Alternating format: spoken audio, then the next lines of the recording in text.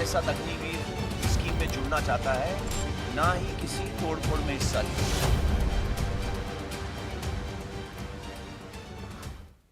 नमस्कार, मैं हूं शुभ मिश्रा और आप देख रहे हैं जोहार झारखंड। चलिए करते हैं बुलेटिन की शुरुआत। अग्निपथ स्कीम के विरोध में आज भारत बंद का ऐलान किया गया है। आज के बंद को लेकर झारखंड के सबसे बिजी माने जाने वाली रांची रेलवे स्टेशन पर पूरी तरह सन्नाटा पसरा है। यहां कई ऐसे यात्री भी फंसे हैं जिन्हें तमिलनाडु से चलकर बिहार जाना था, लेकिन ट्रेन कैंसिल होने की वजह से वे रांची स्टेशन पर आकर फंस गए हैं और अब ये अपने घर जाने के लिए अगली ट्रेन का इंतजार कर रहे हैं। इस दौरान इन्हें खाने पीने से लेकर सोने तक की परेशानी हो रही है। रांची रेलवे स्टेशन और वहां फंसे रेल यात्रियों की परेशानी का जायजा लिया संवाददाता रूपाली त्रिपाठी ने। अग्निपथ स्कीम को लेकर भारत भर में उग्र प्रदर्शन किए जा रहे हैं, जिसको लेकर आज भारत बंद का ऐलान भी किया गया है। और इसी बीच हम झारखंड के सबसे बिजी रहने वाले रांची रेलवे स्टेशन पर मौजूद हैं, जहां पर पूरा सन्नाटा पसरा हुआ है। मात्र केवल इंटर स्टेट ट्रैवल करने वाले लोग हैं वही यहाँ पर मौजूद है। और इस बीच कुछ ऐसे लोग भी हैं जो तमिलनाडु से निकले थे समस्तीपुर के लिए और इस बीच रांची रेलवे स्टेशन पर आकर फंस गए हैं बुरी तरीके से।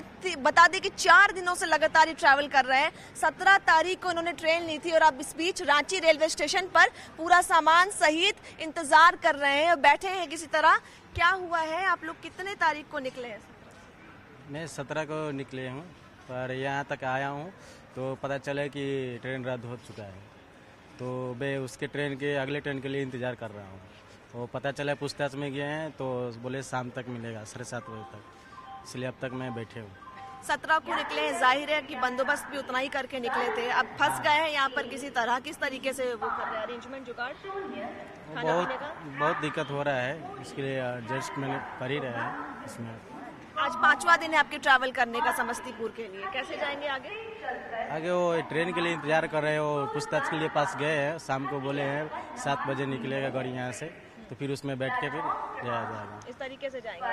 किस तरीके से ले रहे? 5 दिन हो गए आज आप लोग को ट्रैवल करते हुए। ट्रेन कैंसिल होने की वजह से आप लोग यहाँ फंस गए हैं। जाना समस्तीपुर था, आ गए रांची रेलवे स्टेशन। जी, ट्रेन कैंसिल हो गया इसलिए इधर रांची आ गए। उसके बाद फिर इंतजार करे ट्रेन का, फिर आएगा तो शाम को 5:20 पे जाएंगे। वो भी अगर रद्द हो गया तो फिर आज रात को यहाँ इंतजार करना पड़ेगी ट्रेन का। जी, इस बीच खाना वगैरह का कैसे जुगाड़ कर रहे हैं? रेलवे स्टेशन भी खास दिख नहीं रहा है, हलचल है। जी, अगर कोई आ रहा है बेचने के लिए तो ले लेता हूँ खाने के लिए, फिर उसके बाद नहीं मिला तो ऐसे ही भूखे रह के गुजर जाते हैं। क्या करते हैं तमिलनाडु में, क्या करके आ रहे हैं, कहाँ जाना है? जाना है पटना में, काम करते हैं तमिलनाडु में कंपनी में, इसलिए ट्रेन कैंसिल हो गया इसलिए बैठा है। छुट्टी में आए हैं? हाँ, छुट्टी में है। तो बाद नहीं पड़ गया? बड़ा टेंशन नहीं हो रहा है? टेंशन नहीं हो रहा है, अभी खाना नहीं खाया है, क्या करें। ट्रेन कैंसिल होती है तो क्या करेंगे अगला? अगला ट्रेन के इंतजार कर रहे हैं कब आएगा, नहीं आएगा, नहीं तो इधर ही सोएंगे। रेलवे स्टेशन पर रात बिताना पड़ेगा। क्या करें।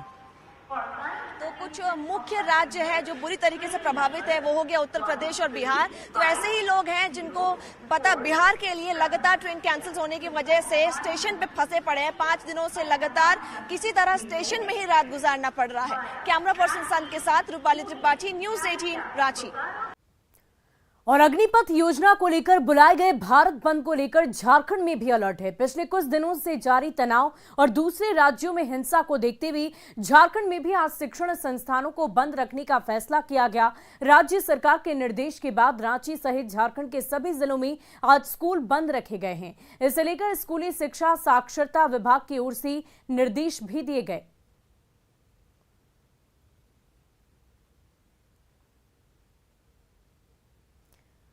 और इसी बीच आपको बड़ी खबर गिरिडीह से बता रहे हैं, जहां पत्थर उत्खनन में हो रहे हेवी ब्लास्टिंग से लोग भयभीत हैं। जमुआ प्रखंड के गोविंदपुरा गांव से महज 50 मीटर की दूरी पर पत्थर उत्खनन किया जा रहा। इसमें हेवी जिलेटिन ब्लास्ट किया जा रहा है। रात में बिना सूचना दिए ब्लास्ट किए जाने से लोगों के घरों तक पत्थर का टुकड़ा उड़कर पहुंच रहा है, जिससे उनकी जान को भी खतरा हो सकता है। आरोप है कि यहां पत्थर के उत्खनन के लिए ना तो पर्यावरण से जुड़ी मंजूरी ली गई और ना ही एनओसी के साथ माइनिंग कानून का पालन किया जा रहा।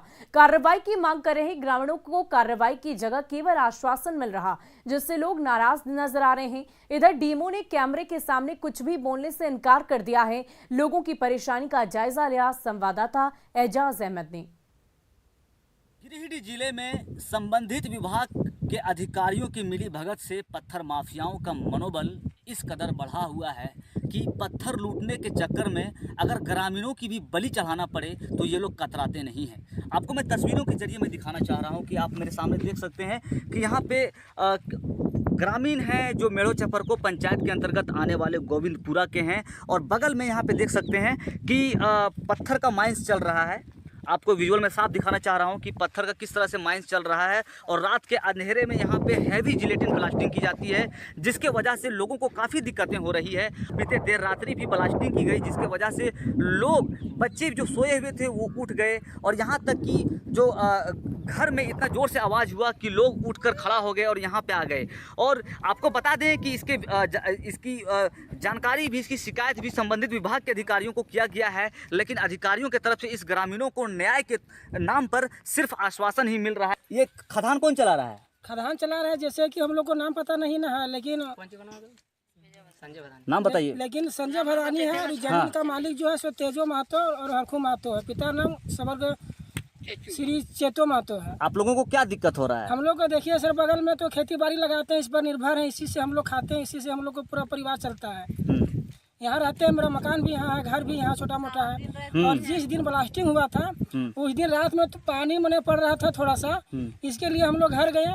उसके बाद में मेरा जो झोपड़ी था उसमें जो कागज लदा था वो भी उस लोग चोरी करके फेंक दिया कि अगर प्रशासन सुबह को आएगा तो क्या दिखाएंगे हम लोग, और ब्लास्टिंग किया। जाल माल यहाँ सब रहता है, देखिए आदमी बाहर में हमारे ससुर सुतल है, तेना जना ब्लास्टिंग करके ये से इरा खटिया यार जाके पखला गिरल है, तो राती में दौड़ल सब वहाँ से तक आदमी ना देखलिए कहीं भाग गए। तब उतना बोलो प्रिय जनो मटिया निकाला तेना साफ ससुर नंबर दौड़ गए, गाड़िया रोकल के बोल कतनो कुछ कर भी हमने ना मान। बाल बच्चा सब लेके सुतल लिए बीचा अंगनमा, ई ना जानिए की होते से यहाँ छोटे मैंने पत्थर आवाज करके ये बोल रहा है कि बोलो जरूर जरूर पत्थर फरना है तो फरना है, हवा ढोकना है जो है पत्थर लगभग जरूर लगेगा, हालत में लाश गिर जीते गिर जीते। ग्रामीणों के द्वारा संबंधित विभाग के अधिकारियों को शिकायत की गई है, लेकिन अभी तक किसी भी प्रकार की कार्रवाई नहीं हुई है और ना ही माइनिंग पर रोक लगा है।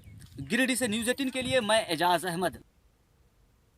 और रामगढ़ में चुट्टू पालू घाटी से लेकर पटेल चौक तक लगातार हो रहे हादसे से लोग भयभीत हैं। 2020 से अब तक 18 से अधिक लोगों की जान यहां दुर्घटनाओं में जा चुकी है, जबकि सैकड़ों लोग इस दौरान जख्मी हुए। ग्रामीणों का आरोप है कि यहां सड़क के अलाइनमेंट में गड़बड़ी बरती गई और इसी वजह से हादसे हो रहे हैं। लोगों ने इसके लिए NHAI को दोषी ठहराया है। सांसद जयंत सिन्हा ने भी NHAI से जल्द ध्यान देने की अपील की है। वहीं लोग अब आंदोलन के मूड में नजर आ रहे। अभी मैं मौजूद हूँ रामगढ़ रांची राष्ट्रीय राजमार्ग 33 पर पटेल चौक के नज़दीक में। आप हमारे पीछे देख सकते हैं, यहीं पर अधिकांश दुर्घटनाएं हो रही हैं। बीते 10 दिनों में 1 दर्जन से अधिक गाड़ियां यहाँ पर दुर्घटनाग्रस्त हो चुकी हैं और उसमें कई लोगों की जान चली गई है और दर्जनों लोग उसमें घायल हो चुके हैं। ऐसे में यहाँ के ग्रामीण भयभीत है कि ये फ्लाईओवर जो कि बन रहा है इसमें भी काफ़ी निर्माण में देरी हो रही है। 2020 से इसका निर्माण कार्य शुरू हुआ है, लेकिन अभी तक इसका निर्माण कार्य पूरा नहीं किया जा सका है। इसके कारण दुर्घटनाएं और अधिक हो रही हैं। ग्रामीणों का यह भी कहना है कि सड़क के निर्माण में अलाइनमेंट में गड़बड़ी बरती गई है, इसके कारण दुर्घटनाएं घटित हो रही है। ऐसे में कुछ लोगों से बात करें तो बताइए, यहाँ दुर्घटनाएं हो रही है, कितना भयभीत रहते हैं? बहुत, यहीं में हम लोग का घर है और कभी भी जोर से गाड़ियाँ आती है तो डर से बना हुआ रहता है कि कौन सा गाड़ी कब गिर जाए। आप लोग क्या चाहते हैं? हम लोग चाहते हैं कि अलाइनमेंट में सुधार हो और दुर्घटना कम हो, इसके लिए उचित जो भी ये है वो किया जाए, क्योंकि जब से ये फ्लाईओवर का निर्माण हो रहा है लगभग 1.5 दर्जन से ज्यादा लोगों की मौत हो चुकी है, अनगिनत घायल हुए हैं, कितनों को पैर को काट के, जब ड्राइवर गाड़ी फंसता है तो पैर को काट के निकाला जाता है। काफी भयावह दुर्घटनाएं यहाँ होती है, ग्रामीण इसके कारण काफी भयभीत हैं। एक और ग्रामीण से बात करें, क्या डिमांड है, क्या कारण है दुर्घटना का? दुर्घटना का कारण है कि यहाँ पे सड़क का अलाइनमेंट सही नहीं है और हम ग्रामीणों का हमेशा डिमांड रहा है कि अलाइनमेंट में सुधार कर यहाँ पे सड़क का फ्लाईओवर का निर्माण किया जाए, जिसमें आज तक हम लोग को अनदेखा करके काम करते रहा और आज हमारे ग्रामीण निर्दोष ड्राइवर खलासी लोग यहाँ पे जान त्याग रहे हैं। इस तरह की गड़बड़ी बरती गई है सड़क निर्माण। इस NHAI के अधिकारियों ने केवल यहाँ पर अपने मनमाने तरीके से काम किया है, किसी को बचाने का काम किया है, मोटी रकम लेकर के उसको बचाने का काम किया है जिससे उसको लाभ पहुँचे। और यहाँ पर जो दुर्घटनाएं हो रही हैं, अभी तक यहाँ का जिला प्रशासन या सरकार दोनों के तरफ से दोनों दोषी हैं। अभी तक NHI वालों पर कोई FIR नहीं हुआ है, उन पर हत्या का मामला नहीं लागू किया गया है। अगर आज ये सब बात नहीं लागू होता है, हम सब तुरंत यहाँ कमेटी बना करके यहाँ काम करेंगे, काम रुकवाएंगे। लोग पटेल चौक के आने के यहाँ पर घबरा रहे हैं, लोग कह रहे हैं कि चुट्टू बालू मौत की घाटी में तब्दील हो चुकी है। जावेद खान, न्यूज 18 रामगढ़।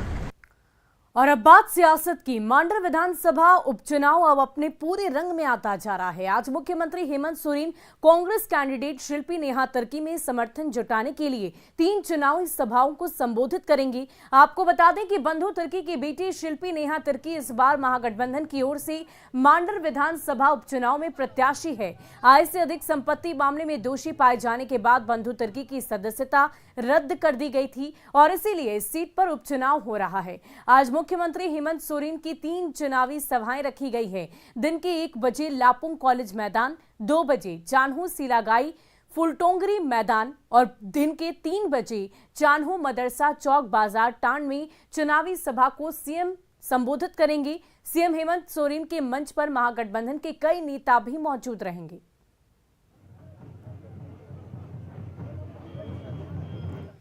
वहीं राजधानी रांची में मुख्यमंत्री हेमंत सोरेन से मुस्लिम संगठनों के संयुक्त प्रतिनिधिमंडल ने मुलाकात की है। इसमें जमीयत-ए-उलमा झारखंड, अंजुमन इस्लामिया और इमारत-ए-शरिया और एदारे-शरिया के प्रतिनिधिमंडल शामिल हैं।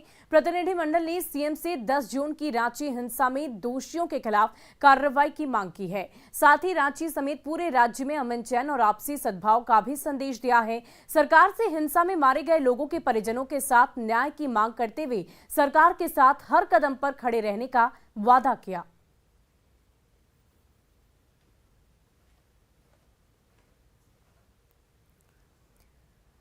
और मांडर विधानसभा उपचुनाव में ओवैसी की एंट्री ने सियासत को गर्मा दिया है। मांडर के चान्हो में चुनावी सभा में AIMIM अध्यक्ष असदुद्दीन ओवैसी ने पिछले दिनों रांची में हुई हिंसा को भुनाने की कोशिश की। फायरिंग में युवक की मौत का बदला मांडर चुनाव में बीजेपी और सत्ताधारी गठबंधन के खिलाफ EVM का बटन दबाकर लेने की मांग की गई। वहीं ओवैसी ने इस सभा में जहां कांग्रेस को पुरानी और बूढ़ी बताया तो बीजेपी की बी टीम को भी बताया। वहीं मुख्यमंत्री हेमंत सोरेन की संपत्ति को लेकर भी तीखे सवाल किए हैं। विधानसभा के इलेक्शन में अगर आप एक मौसर जवाब देंगे, मुदस्सिर के मौत का जवाब वोट से देना है आपको। देंगे आप देंगे जवाब। आप मुख्यमंत्री हैं झारखंड के, आप इतने लालची क्यों हो गए? मुख्यमंत्री हैं और 11 एकड़ जमीन अपने नाम पे, अरे कितना खाएंगे? और राजधानी रांची एयरपोर्ट पर ओवैसी के स्वागत में पाकिस्तान जिंदाबाद के नारे लगाने के मामले को प्रशासन ने गंभीरता से लिया। डीसी ने इस मामले की जांच के लिए 2 सदस्यीय टीम का गठन किया है जो 24 घंटे में अपनी रिपोर्ट सौंपेंगी। जांच का जिम्मा हेहल सीओ ओम प्रकाश मंडल और हटिया डीएसपी राजा कुमार मित्रा को दी गई है और 24 घंटे के भीतर जांच टीम से रिपोर्ट की तलब की गई। बता दें कि मांडर में चुनाव प्रचार प्रसार के लिए ओवैसी के रांची आगमन पर समर्थकों ने पाकिस्तान जिंदाबाद के नारे लगाए थे।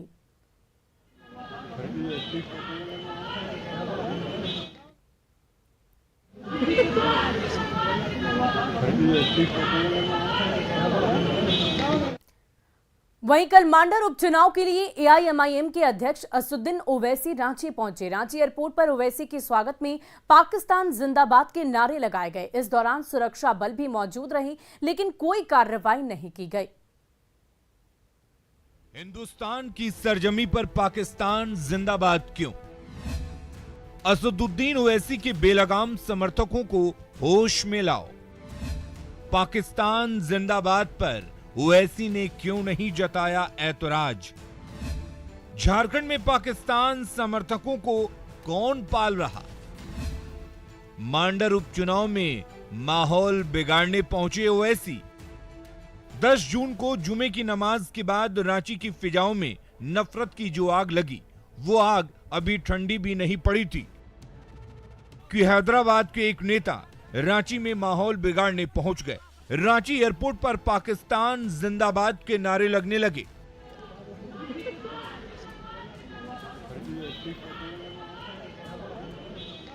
AIMIM के अध्यक्ष असदुद्दीन ओवैसी के स्वागत में रांची एयरपोर्ट पर पाकिस्तान जिंदाबाद के नारे लगे। ओवैसी के समर्थक एयरपोर्ट पर माहौल बिगाड़ने की पूरी कोशिश में लगे रहे। पाकिस्तान जिंदाबाद की गूंज से आसपास की आबो हवा में जहर घुल रहा था और ओवैसी अपने समर्थकों को रोकने की बजाय मग्न होकर आगे बढ़ रहे थे। ये सुनिए नारे।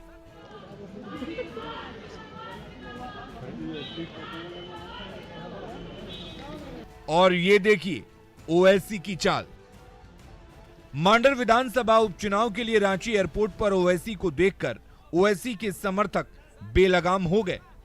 समर्थकों को लगने लगा मानो उसका खुदा आ गया हो, वो भी ऐसे वक्त में जब रांची की सौहार्द को जलते पूरे देश ने देखा है। ऐसे वक्त में जब रांची के कई इलाकों में धारा 144 लागू है। ऐसे वक्त में ये नारा माहौल बिगाड़ने वाला नहीं है तो क्या है?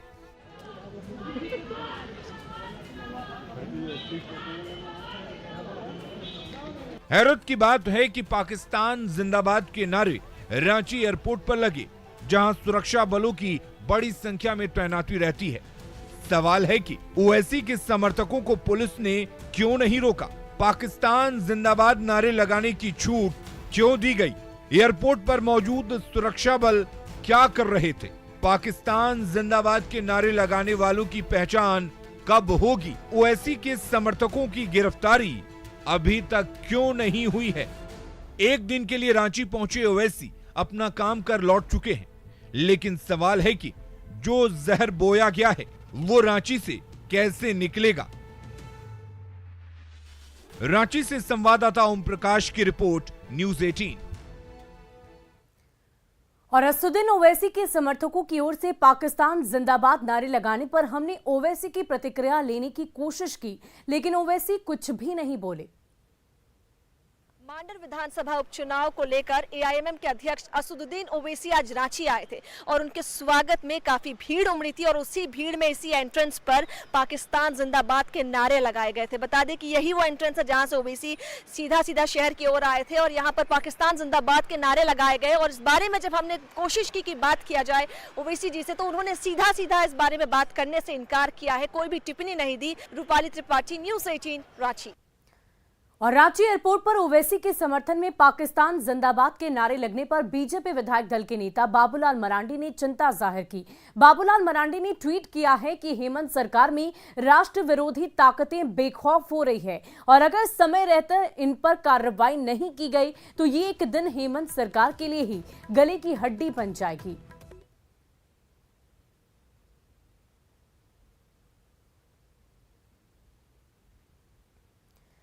और आइए अब देखते हैं झारखंड 2020।